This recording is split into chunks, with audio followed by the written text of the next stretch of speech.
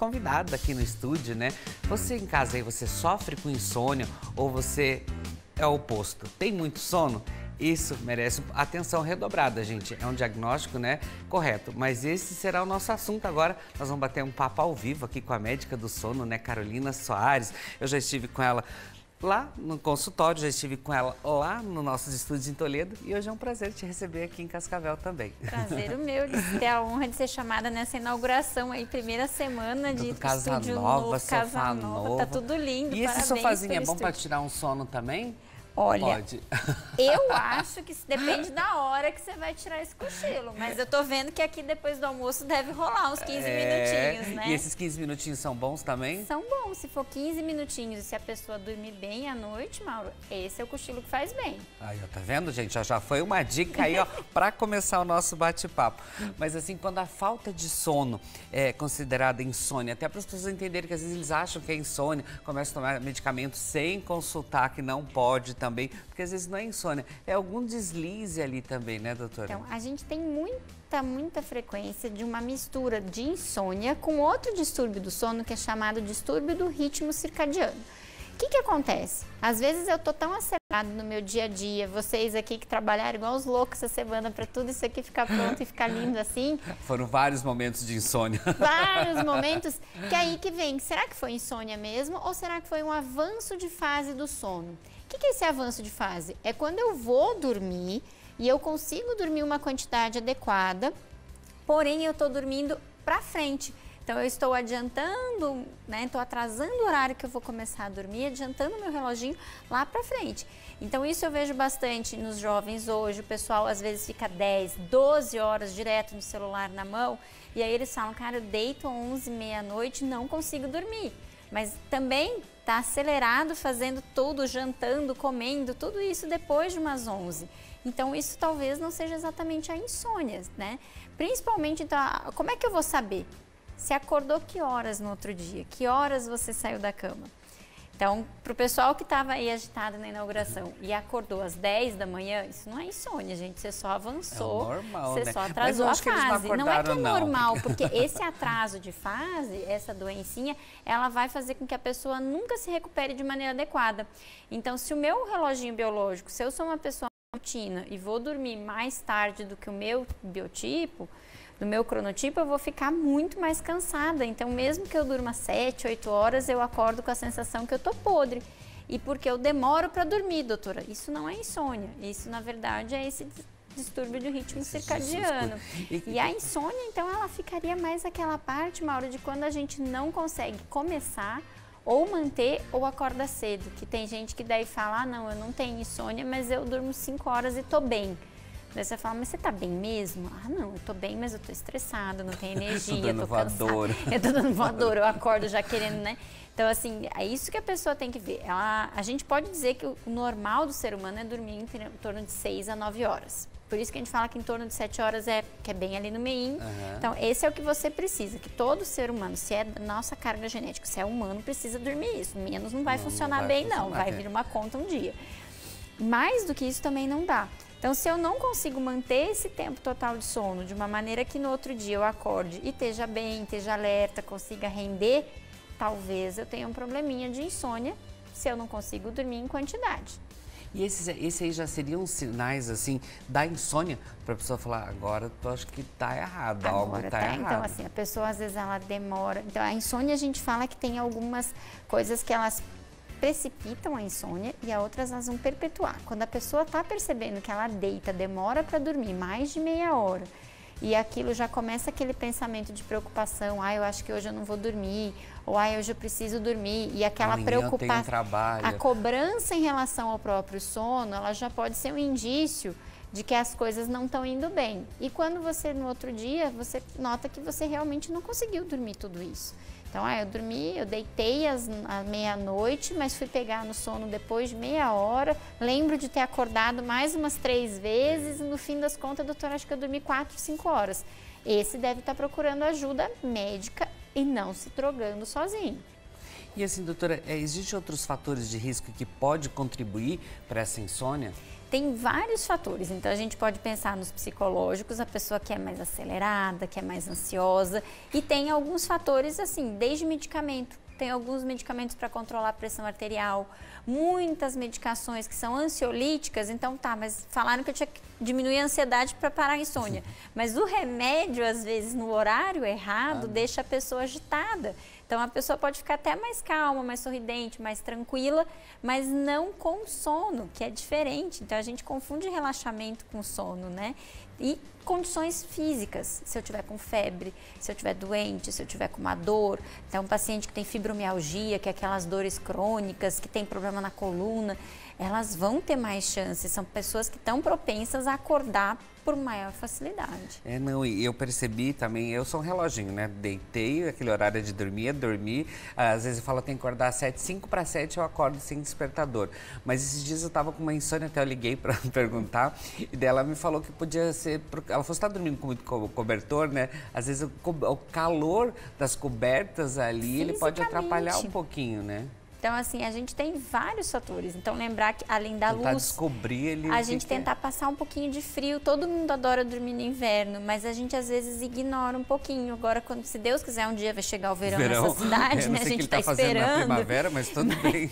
Mas, enfim, a gente gosta de dormir, o corpo dorme muito melhor em torno de 21 graus, 21, 22 graus. O problema do ar-condicionado nisso é que muita gente vai ter um ressecamento nasal e aí o nariz tranca. E aí é outra condição física que vai atrapalhar o meu sono. Então, assim, a gente tem que fazer, a insônia, ela tem que excluir esses problemas. Ah, eu fiz uma viagem, não tinha ar-condicionado, estava super quente o meu quarto, ou estou gripado. Então, são condições que você tem que excluir, tratar, para daí sim você poder dizer que está com insônia. E como que é feito esse diagnóstico para ter certeza o que é e o que isso vai ser medicamento? Às vezes tem medicamentos que são mais fortes, mais leves, depende ali. Como é feito esse diagnóstico, doutora? Então, é história clínica. O principal é o conversar. Então, eu falo que quando eu estou aqui falando contigo e as pessoas vendo em casa, elas já podem começar um tratamento da insônia. Porque a gente tem que primeiro mudar os comportamentos que a gente faz em relação ao nosso sono e mudar algumas crenças. Então, tem gente que fala, ai, não adianta, sem remédio eu não vou dormir. E talvez não seja verdade, né? Então, cientificamente, o melhor tratamento para a insônia é terapia comportamental, tanto que várias vezes a gente conversou com a Nery Mariucci, que é a nossa amiga e psicóloga, que está sempre aqui com a gente. A gente sabe que esse diagnóstico, ela não é muito de exames. Às vezes eu preciso de alguns exames para excluir condições clínicas. Por exemplo, o paciente que diz para mim que ronca e que não dorme bem a noite inteira, será que ele não tem apneia do sono? Daí, neste caso, ele tem a indicação de fazer aquele exame do sono, que vai dormir monitorado. Tem pacientes que mexem, que gemem, que fazem comportamentos estranhos durante a noite. Então, esses são casos que eu vou precisar do exame de sono para dizer que é insônia ou não. Na verdade, eu estou excluindo outros diagnósticos diferenciais para ver se é alguns exames de sangue, né? Então, algumas condições clínicas. Então, é mais avaliação clínica do médico que para cada caso vai ver se precisa um exame complementar ou não. E aí, tratamento é outra coisa. E assim, e quais são essas formas então de tratamento, doutora? Até para as pessoas entenderem um pouquinho. A primeira coisa, se você quer tratar a tua insônia, fundamental é você corrigir os hábitos que você pode estar fazendo errado. O que a gente faz bastante errado? Tava frio, tava um tempinho preguiçoso, dá-lhe café. Então, todas as bebidas cafeinadas, elas podem não fazer você não dormir, atrapalhar tanto pegar no sono, mas o sono vai ser mais leve, mais fácil, ser interrompido. Né? Então, a gente pode melhorar a questão da cafeína, melhorar a exposição às telas, como comentamos há pouco, muitas horas de celular. Quanto mais longe a tela dos seus olhos e quanto menos for uma luz azul, melhor. Sem televisores no quarto. Sem televisor no quarto. Mas eu falo, Mauro, eu tô velha, eu tenho saudade da época que eu brigava com o paciente por causa da TV no quarto. Agora o celular, parece que a pessoa vai morrer se não deixar o celular do lado. Deixa do lado, piscou, já pega, vai dormir, que jeito. Isso é uma das coisas. Desativar as notificações do celular. Tem várias notificações. Tem notificações que são apitos, notificações que são luz.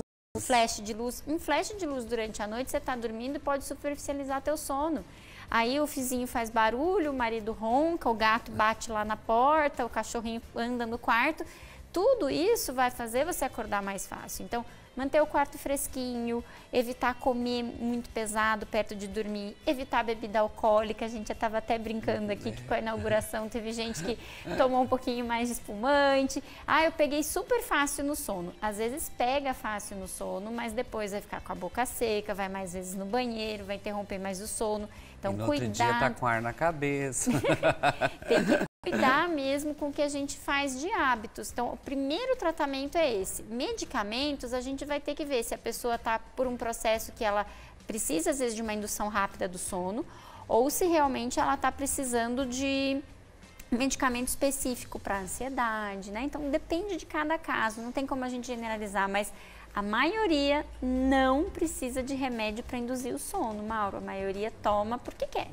Porque é mais vai fácil apertar ainda mais que daí acostuma, né? Aí a gente cria aquela dependência psicológica, que eu acho que eu dependo disso para dormir. Eu fiz algumas cirurgias já na vida, eu falo que só de olhar o Dormonide já estava dormindo. Eu olhava o azulzinho e já dormia. Mas, doutora, já no caso contrário, o excesso de sono durante o dia, quando isso passa a ser anormal? Quando a pessoa não consegue se manter, tipo, digamos que tem alguém esperando a nossa entrevista ali para entrar daqui a pouco. E essa pessoa, agora 2h30, 3 horas da tarde, ela já está desatenta. Sabe aquela pescadinha? Então, quando você fica parado numa situação de espera, que não esteja um envolvimento intelectual ou físico, e você já cai no sono durante o dia, isso pode ser sinal de que você está com muita sonolência. Tem um extremo da sonolência, uma doença chamada narcolepsia, que daí a pessoa tem uma falta de um hormônio, né, da orexina, e aí ela cai no sono mesmo, ela literalmente cai. Ontem até eu tive a felicidade de ter uma menina que faz até medicina, numa das faculdades aqui da nossa região, que falou: doutora, você mudou minha vida, porque minha vida inteira me chamaram de preguiçosa e de depressiva. Agora a gente fez um diagnóstico, e agora eu sei porque que às vezes eu caía, e ela tinha cataplexia, que é aqueles que caem para dormir. Ela estava tipo em jogo, estava torcendo, no meio da torcida ela caía. Então, assim, tem que fazer investigação, tá? Então, se você tá dormindo aqui, ouvindo, tá certo que minha voz é irritante, meio aguda, não deixa ninguém dormir, mas o Mauro que tem essa voz gostosa, se você fica toda tarde, liga o Mauro e tá quase dormindo no sofá. Segundo o Edivaldo, nosso editor, ele disse que o meu programa no sábado à tarde ligado em você, ele fica assistindo para dormir à tarde. Eu falei, valeu, obrigada. Não, talvez a gente tenha que conversar melhor se a sonolência dele tá normal ou não. Eu não posso deixar meus telespectadores dormindo. Mas, doutora, eu quero agradecer, obrigada. Eu sei que ela tem paciente, aliás, vou mandar um abraço pro teu paciente que está te esperando lá. Obrigado, gratidão, venha mais vezes. A nossa casa é sua casa também. Obrigada, gratidão, e sucesso aí aqui na Casa Nova, assim como era lá em Toledo, com certeza. Obrigado, eu já vou deixar o Insta da doutora também, porque de repente vocês querem ter mais assuntos aqui sobre insônia, ou o que incomoda você na hora de dormir, mande aí suas sugestões que a gente traz a doutora novamente aqui. Gratidão, obrigado. Obrigadão. Bom, olha só, gente, agora eu tenho um recadinho para vocês, porque vem aí o melhor